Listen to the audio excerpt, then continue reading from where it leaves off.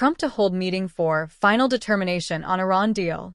U.S. President Donald Trump has announced that he'll hold a meeting in the Situation Room to make a final determination regarding a proposed agreement to extend the ceasefire with Iran.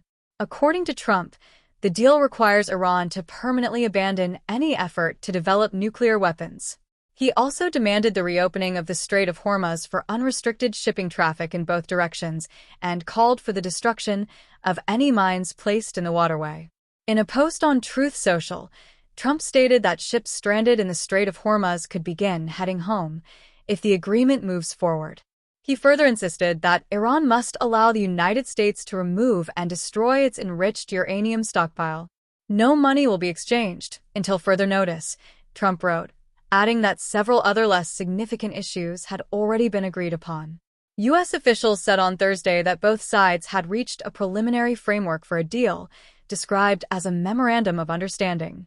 The proposed agreement would reportedly extend the ceasefire for 60 days while opening negotiations on the future of Iran's nuclear program. However, Iran denied that any nuclear negotiations were taking place. Iranian Foreign Ministry spokesman Ismail Baqi told state television that Tehran's focus remained on ending the war, not discussing its nuclear activities.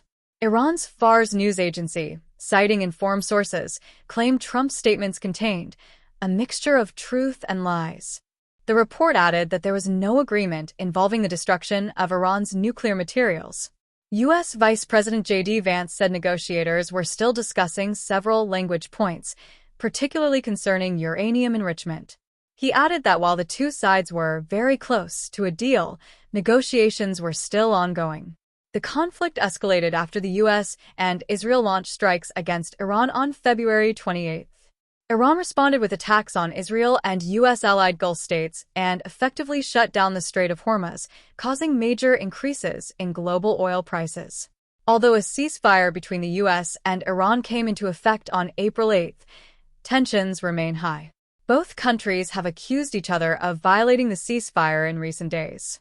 Iranian negotiator Mohammad Bakr Kalibaf said Tehran did not trust promises or guarantees, insisting that actions were the only meaningful proof of commitment.